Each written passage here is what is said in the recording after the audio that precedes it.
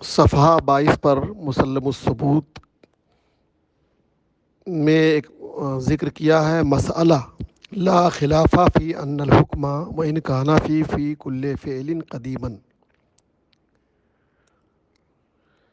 یعنی حکم شرعی، کوئی بھی حکم شرعی ہو، چاہے وہ حرمت کا ہو، چاہے فرض کا ہو، چاہے وہ مکروہ تحریمی کا ہو، مکروہ تنزیہی کا ہو، کوئی بھی حکم شرع، ظاہر سی بات ہے اس کا صدور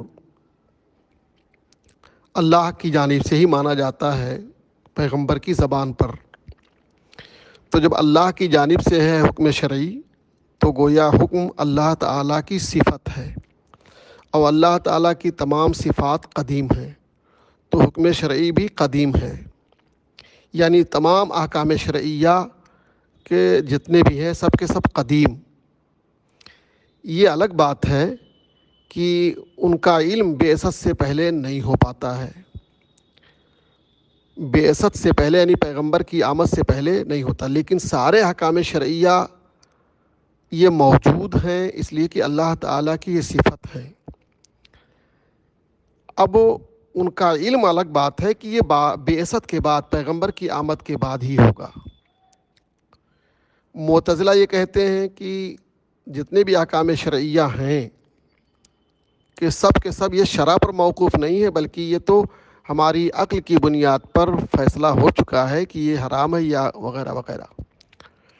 البتہ اس میں حسن و قبح کی علت کا پتہ شریعت کے وارد ہونے کے بعد ہوگا، یعنی کسی حکم کو واجب کہا گیا یا کسی حکم کو حرام کہا گیا تو ظاہر سی بات ہے واجب میں حسن ہوگا، حرام میں قبح ہوگا۔ اب یہ حرام ہونے کی علت کیا ہے یا واجب ہونے کی علت کیا ہے، کیسے حسن آیا، حسن کن بنیاد پر مانا جا رہا ہے، یہ ورود شرع کے بعد ہوگا۔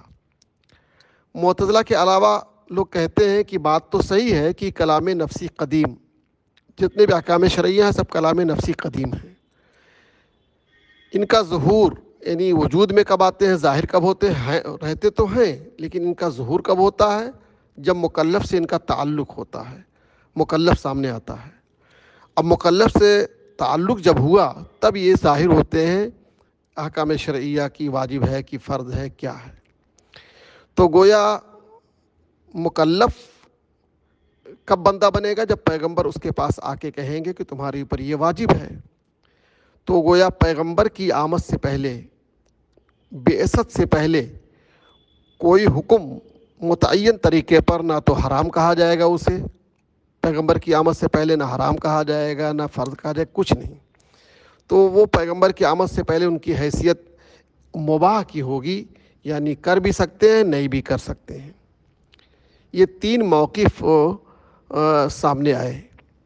اہل سنت والجماعت میں بھی اختلاف ہو گیا، بعض لوگ افعال کی اصل یعنی پیغمبر کی آمد سے پہلے قبل بعثت افعال کی اصل کیا ہے، اباحت تھی، اس لیے کہ اللہ تعالیٰ نے افعال پیدا فرمایا ہے، اگر اس کو یوز نہ کیا جائے، استعمال نہ کیا جائے، اس کو ادا نہ کیا جائے تو وہ عبث اور بیکار ہو جائے گا۔ اس لیے عبث اور بیکار سے بچنے کے لیے سارے افعال کی اصل کو اباحت مانا جائے۔ یہی موقف ہے اکثر حنفیہ کا، شوافع کا۔ بعض لوگ جیسے ابو منصور ماتوریدی ہیں، صاحب ہدایہ وغیرہ ہیں، محدثین ہیں یعنی اصحاب حدیث ہیں، یہ حضرات کہتے ہیں کہ سارے افعال کی اصل کیا ہے، ممنوع، اس لیے کہ افعال اللہ نے پیدا فرمائی، یہ اس کی امانت ہے، اور کسی کی امانت میں دخل ڈالنا یا اس کو بے اجازت استعمال کرنا یہ ممنوع ہے، حرام۔ تو گویا اصل ہے حرمت۔ اور ایک موقف یہ ہے کہ جب تک دلیل تحریم نہ ہو تو اس کو مباح قرار دیا جائے گا، دلیل تحریم آ جائے گی تو ممنوع قرار دیا جائے گا۔ تو یہ تین موقف سامنے آئے۔ معتزلہ نے افعال اختیاریہ کی دو قسم کیا۔ افعال اختیاریہ کسے کہتے ہیں؟ افعال اختیاریہ ان افعال کو کہتے ہیں جن کے بغیر زندگی گزارنا ممکن ہو، آسان ہو، کوئی مشکل نہ ہو، جیسے میوے کے کھانا، میوہ کھائے بغیر بھی انسان زندہ رہ سکتا ہے، اور خوشگوار زندگی بھی گزار سکتا ہے۔ تو افعال اختیاریہ کی ایک قسم ہوئی، وہی التی یمکن البقاء والتعیش بدونہا۔ تو افعال اختیاریہ کی دو قسمیں ہیں، ایک تو یہ ہے کہ افعال اختیاریہ میں جہت حسن اور جہت قبح جان لی جائے، عقلاً پہچان لی جائے۔ ان کی کل 5 قسمیں کیا انہوں نے۔ وہ 5 قسمیں کون ہیں؟ فرض ہے، واجب ہے، مکروہ تحریمی ہے، حرام ہے اور مباح ہے۔ وَإِلَىٰ مَا لَيْسَ كَذَلِكَ، اور کچھ ایسے افعال ہوں گے، افعال اختیاریہ، کہ جن میں حسن و قبح کا پتہ نہ چلے گا۔ تو وَإِلَىٰ مَا لَيْسَ كَذَلِكَ، ان میں جو افعال جس میں حسن و قبح کا پتہ نہ چلے، ورود شرع سے پہلے 3 اقوال ملتے ہیں: اباحت کا، تاکہ پیدا کرنے کی حکمت ظاہر ہو جائے اور عبث کا جو ذہن پیدا ہو رہا تھا وہ دور ہو جائے، اور ایک حذر، ممنوع، تاکہ مل کے غیر میں تصرف لازم نہ آئے،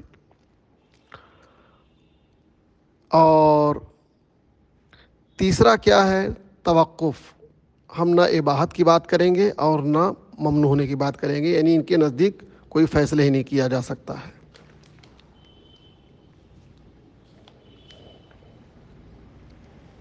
اس کے بعد ایک اور تقسیم صفحہ 24 پر حنفیہ نے یہ کیا، فعل، کچھ افعال وہ ہوں گے جو حسن لنفسہ ہی ہوں گے، یعنی بندے سے کبھی وہ ساقط نہ ہوگا، جیسے ایمان حسن لنفسہ ہی، یہ کبھی ساقط نہیں ہوگا۔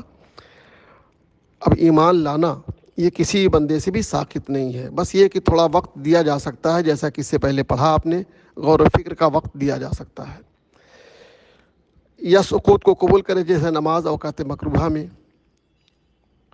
اور ایک حسن لغیر ہی ہے، یہ ملحق بالاول ہے، جس میں بندے کو کوئی اختیار نہیں ہوتا، اس کے اندر حسن کے وجود میں بندے کا کوئی اختیار نہیں۔ جیسے زکوٰۃ حسن ہے، کیوں؟ اس میں حسن ہے کہ اس سے دفع حاجت فقراء ہوتی ہے، لیکن بندے کا کوئی دخل نہیں ہے مال دے کر کے دفع حاجت فقراء کرنے میں، اس لیے کہ آپ نے زکوٰۃ دیا، ضروری نہیں کہ اس سے حاجت فقراء دفع ہی ہو جائے۔ روزے میں حسن آیا کہ اس سے نفس امارہ کو مغلوب کیا جاتا ہے، لیکن کوئی ضروری نہیں ہے کہ روزہ رکھیں آپ تو نفس امارہ مغلوب ہی ہو جائے۔ حج یہ تعظیم بیت اللہ کے لیے ہے، لیکن ضروری نہیں ہے کہ حج کریں آپ تو تعظیم بیت اللہ ادا ہی ہو جائے، پالی جائے۔ یہ ہو گیا۔ اور ایک ہے کہ وہ یہ بھی حسن لغیر ہی ہے، لیکن یہ پہلے سے قریب نہیں ہے، پہلے سے دور ہے، جیسے جہاد میں حسن اس لیے ہے کہ یہ اعلاء کلمت اللہ کے لیے ہوتا ہے، لیکن ہر جہاد اعلاء کلمت اللہ کا کام کرے ضروری نہیں۔ حد یہ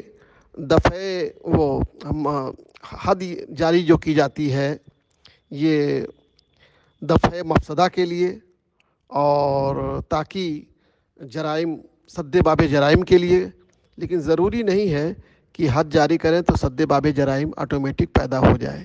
نماز جنازہ یہ میت کے عظمت کے لیے ہے، میت کے اسلام کے لیے کریں۔ یہ جہاد جو ہے اس میں حسن آیا کہ اس میں کفر کا کلا کما ہوتا ہے، معصیت کا کلا کما ہوتا ہے، اور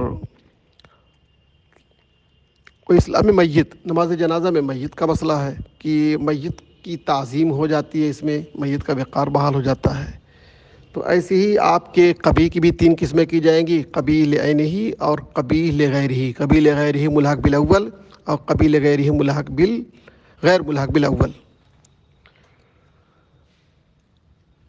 ایسی امر مطلق میں بھی آپ حسن میں بھی کریں گے، آپ حسن لنفسہ ہی، حسن لعینہ، دونوں ایک ہی چیز ہے۔ پھر حسن لغیرہ ملحق بالاول اور غیر ملحق بالاول۔